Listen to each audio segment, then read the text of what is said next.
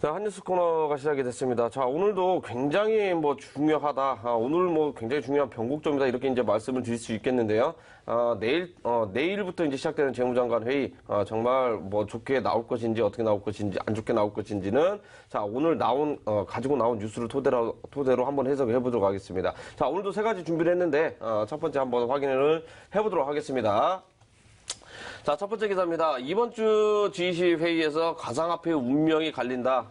이거 제목이 좀 약간 재미없는데, 결국은 이제 내용이 이제 중요한 거겠죠. 자, 두 번째 기사입니다. 자, 미국 CFPB 블록체인을 위한 규제 샌드박스를 시행을 한다. 라는 소식을 가져왔습니다. 제목만 보면 굉장히 크게 이제 호재로 작용할 만한 그런 내용이다 보시면 좋을 것 같고요. 자, 마지막입니다. 가상화폐 보험 만들어진다. 이게 가장 중요할 것 같습니다. 자, 지금 해킹 관련해가지고 문제가 있는데, 이런 부분들, 나중에 좀 한번 자세하게 다뤄보도록 하겠고요. 자, 첫 번째 기사 먼저 확인해 보겠습니다. 자, 이번 주, G20 회의에서 가상화폐 운명이 갈린다. 제목만 보면은 늘상 다 알고 있는 내용이고, 좀 심심한 제목인 것 같습니다. 작가님이 너무 길어가지고, 그러신 것 같은데. 자, 이번 주 내일부터 이제 시작을 하고, 이제 오늘자 해가지고 차관회의가 끝났거든요. 차관회의 때는 이제 중요한 의제로 이제 다룬 건 아니겠지만, 자, 재무장관 회의 때 우리가 이미 다 주식도 마찬가지고 코인도 마찬가지인데 이미 재료를 알고 있는 상태잖아요. 재료를 알고 있는 상태에서 요 며칠간 굉장히 크게 이제 급등을 했었는데 오히려 정식 규제를 만약에 한다 그러면 추가적인 상승이 있을 것인지 아니면 알고 있었기 때문에 차익 실현 매물이 나올 것인지 자 이런 부분 중요하다고 생각하는데 어떤 내용들을 위주로 이렇게 하는지 그게 일단 중요하다고 생각을 하거든요. 어떻게 생각하세요? 네, 그렇습니다. 드디어 내일이 G20 재무장관 회의입니다. 저희가 이 코인 119 방송을 통해서 얼마나 많이 얘기해드렸습니까? 드디어 G20 재무장관 회의가 열리는데, 자, 방금 말씀 주신 초프로 전문가한테 문의 주신 내용이 앞으로 주식이라든지 여러 가지 투자하시는데 이제 이미 호재가 터지고 알고 있는 내용이 끝나면 오히려 가격은 하락하는 이런 모습을 좀 보여주고 있습니다. 자, 하지만 저는 좀 반대라고 좀 보여주고 있습니다. 자, 이제는 앞으로 제도권 내로 편입이 된다라고 하면요. 할 게 상당히 많습니다. 지금 거래소 보안 잡아야 되죠. 그리고 이 가이드라인 재개정해야 되죠. 또 블록체인 시스템 개발에 대해서 또 여러 가지로 추가적인 시스템이 나오기 때문에 상당히 앞으로의 이수정 호재가 상당히 많을 것이다라고 좀 얘기를 드리도록 할 거고요. 자, 이번 G20 재무장관 회의를 상당히 좀 긍정적이게 보고 상당히 기대를 많이 하면서 좀 보실 겁니다. 자, 이번에 좀 보셔야 될 좀 화두가 총 두 가지가 있는데요. 첫 번째가 과연 이 가상화폐가 제도권 내로 편입이 될지, 그리고 두 번째가 그렇다면 이 국제적인 공통의 협의점을 찾고 공통의 좀 사항을 도출할 수 있을 것인지 이런 거에 대해서 좀 중요시 보시면 되겠습니다. 자, 지난 2차 회의도 사실은 진행을 했었습니다. 그 당시에는 가상화폐를 자산으로는 인정을 하지만 아직까지는 이 거래에 대한 규제가 나와주지 않기 때문에 자, 이번 달 7월 달 말까지 즉 G20 재무장관 회의 전까지죠. G20 재무장관 회의 전까지 각 나라에서 자체 규제 법안이라든지 아니 자체 가이드라인을 가지고 와서 이번에 제출해라라고 좀 얘기를 했습니다. 자, 그렇기 때문에 국내에서도 지금 아직 발표는 안 했지만 대략적인 내용들은 지금 만들어져 있다라고 좀 보여지고 있고요. 자, 하지만 이렇게 좀 불안한 상황이지만 왜 이렇게 긍정적인 이슈로 보고 좀 호재성 있는 이슈로 보냐라고 한다면 자, 이미 미국이라든지 또 중국도 있죠. 우리 스위스 여러 가지 나라들이 또 특히나 이제 G20 재무장관의 참관국들이 이미 많이 밝혔습니다. 자, 미국 같은 경우에는 적절한 규제 또 이제 강한 모니터링을 통해서 규제를 해서 이제 완전하게 좀 투명한 시장으로 만들 수 있다라고 얘기를 했고요. 자, 그리고 이 스위스 같은 경우에는 증권거래소 식스거래소죠. 식스거래소에서 이제 가상화폐를 이제 증권거래소에 편입시키는 이런 좀 노력을 좀 하고 있다라고 나와졌습니다. 그렇게 지금 각국의 세계 나라들은 이미 가상화폐를 제도권 내로 편입시키려는 노력을 하고 있고요. 자, 그런데 갑자기 G20 회의에서 안 한다라고 해서 지금 안 할 수 있는 문제가 아니죠. 이미 너무나 많은 블록체인 신기술이 나왔고요. 그리고 지금도 블록체인 기술을 통한 지금 예를 들면 은행권의 공인인증서라든지 또 이제 G캐시 결제라든지 여러 가지로 충분히 지금 새로운 시스템들이 나와주고 있습니다. 그렇기 때문에 이제는 금지보다는 정말 적절한 규제, 앞으로 미래 방향성에서 어떻게 해야 더 성장할 수 있는 그런 방안을 내세울 것이다라고 좀 예측을 하고 있고요. 자, 그리고 G20 정책 공모를 담당하는 금융안정위원회가 있죠.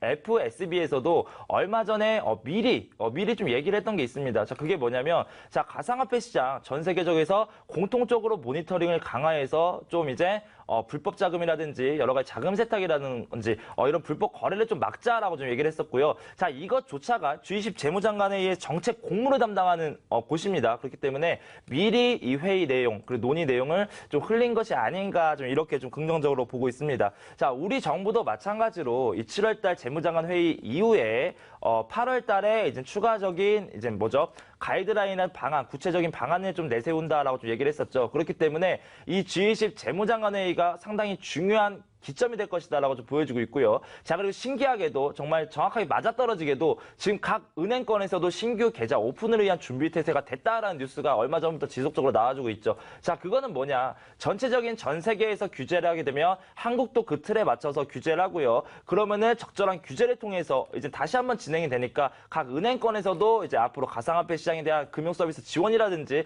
여러 가지 지원을 통해서 다시 한번 같이 발전시키겠다. 이거를 좀 뜻한다라고 좀 보여주고 있습니다. 자, 그렇기 때문에 이번 회의가 상당히 중요한 회의고요. 또 이번 회의는 상당히 호재다라고 좀 말씀드리도록 하겠습니다. 자, 하지만 좀 투자자분들이 또 불안해했던 거 이런 부분에 대해서는 잠시 후 진행되는 무료 온라인 공개 방송을 통해서 같이 한번 추가적으로 이 G20 재무장관회의에서 파고 들어보도록 하겠습니다. 자, 이렇게 첫 번째 뉴스를 지금 짧게 알아봤고요.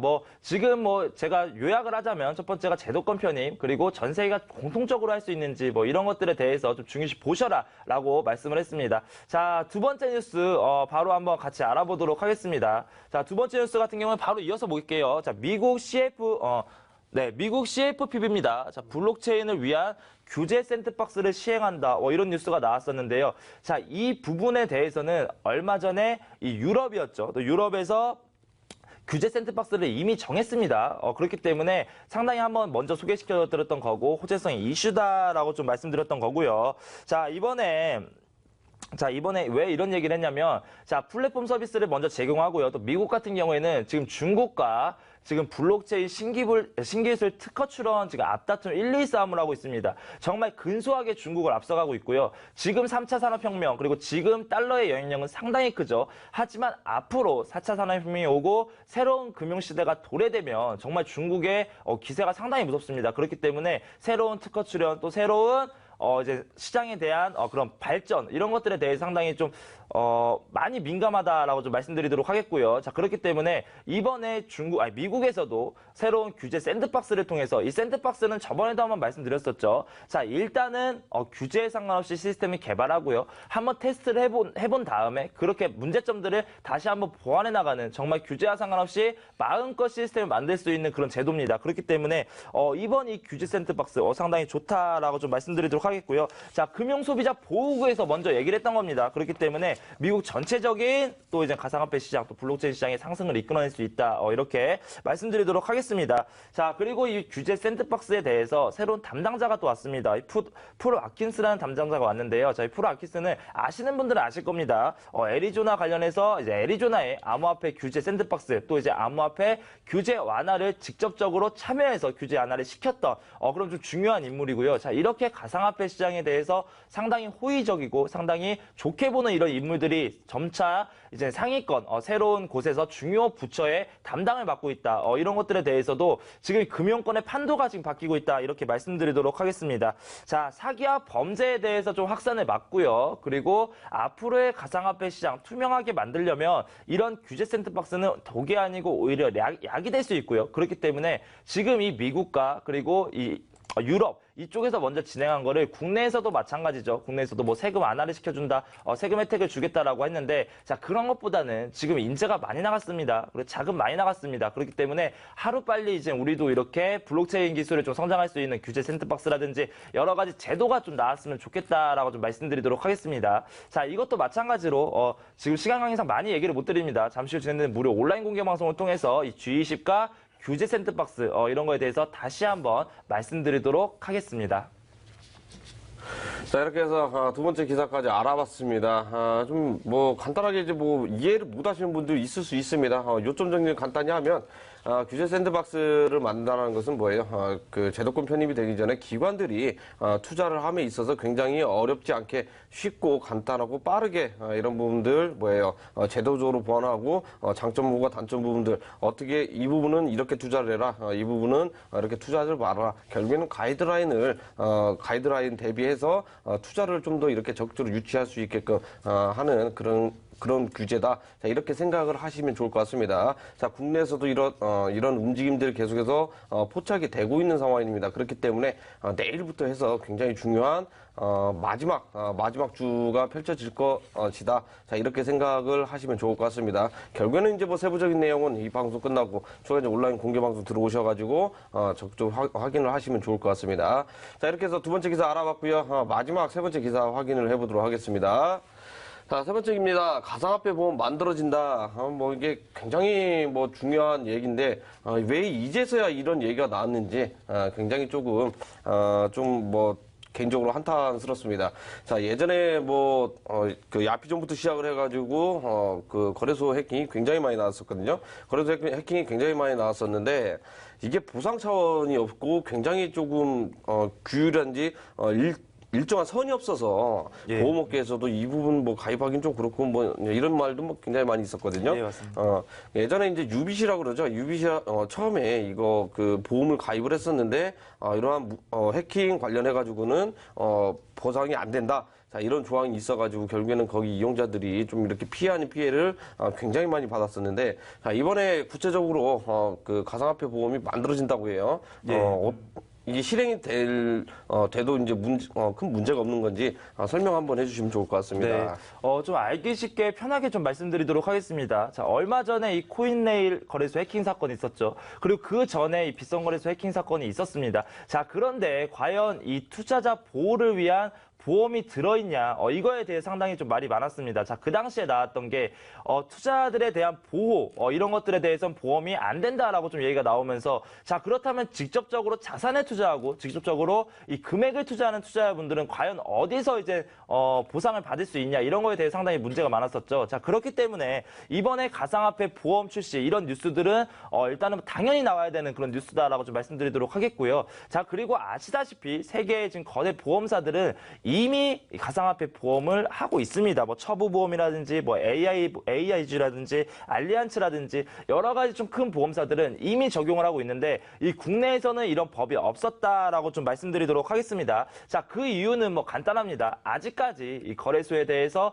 정부의 되게 흐지부지한 엄청나게 흐지부지한 이런 규제가 있기 때문에 그렇지 않았나라고 싶고요. 자, 우리 거래소가 지금 설립을 할 때 이제 등록제 신고제가 아닌 그냥 등록만 하면 거래소를 이제 이끌 수 있는 그런 등록제였기 때문에 위험도 산출이 상당히 어려웠습니다. 그렇기 때문에 과연 이 해커들이 이 보험사들을 얼마나 뚫을 수 있는지 그리고 투자금이 얼마나 들어올지 이런 거에 대한 산출이 좀 부족했다라고 좀 말씀드리도록 하겠고요. 자, 그렇기 때문에 이번에 한국 블록체인 협회에서 자, 첫 번째 이제 보험사로 하나손해보험을 뽑았습니다. 이 보험사를 뽑으면서 자, 일단은 거래소 개별로에 먼저 보험 체결을 좀 하자라는 식으로 좀 얘기를 했었고요. 자, 하지만 이 하나손보에서는 지금 다 같이 하는 것을 좀 원하고 있습니다. 그 이유는 당연한 거겠죠. 자, 거래소들이 많이 가입을 해서 그 중에서 다수의 법칙으로 일단 위험료를 산출하고 보험료를 산출할 수 있게 앞으로의 점차 나은 보험을 만들 수 있게 조금 더 이제 이끌어 나가고 싶다라고 좀 할 수 있겠고요. 자, 하지만 지금 아직까지 또 바로 시행되진 않을 겁니다. 지금 협의를 하고 있는데 이제 협의를 하면서 일단 첫 번째 이것도 마찬가지 G20 재무장관회의랑 연결이 돼 있습니다. 과연 이 국내에서는 어떤 정책을 사용할 것이고 과연 이 거래소가 정식 이제 제도권 내로 편입이 되는지 이런 거에 따라서 이 보험은 상당히 좀 중요할 것이다라고 좀 말씀드리도록 하겠고요. 자, 일단은 뭐 지금 협의를 하고 있지만 아직까지 협의가 안 된 부분들이 있죠. 자, 거래소 개별 업체를 일단 먼저 가입을 시킬 건지 아니면 블록체인 협회를 통한 단체 가입이 될 건지를 먼저 찾아야 되고요. 그 다음에 과연 이 거래소에 대한 위험료 산출은 어떻게 할 건지, 이 위험료 산출에 따른 보험료, 그리고 이 거래소 투자하시는 투자자분들에 대한 보상료는 얼마 정도로 산출할 건지 이런 것들에 대해서 지금 막 규제를 만들어가고 있는 단계입니다. 그렇기 때문에 아직은 조금 시기상조이고요. 지금까지 계속 이런 얘기가 앞으로도 계속 이런 얘기가 나와주고 일단 첫 번째 가장 중요한 게 제도권 내 편입입니다. 그렇기 때문에 자, 이거 이 부분 첫 번째 뉴스랑 연관지어서 앞으로 이 G20 재무장관 회의가 가상화폐장이 어떻게 될 것이고 이렇게 전체적인 흐름을 어떻게 이끌 것인지 그거는 잠시 후 진행된 무료 온라인 공개 방송도 같이 하겠습니다. 자, 그렇기 때문에 오늘 상당히 중요한 날이기 때문에 지속적으로 이 온라인 공개 방송을 얘기하는 거고요. 자, 앞으로 올라갈 수 있는 가능성 그리고 앞으로 G20 재무장관이 끝난 이후에 과연 이 가상화폐 시장은 어떻게 될 것인지 이런 것들에 대해서 같이 한번 얘기해 보도록 하겠습니다.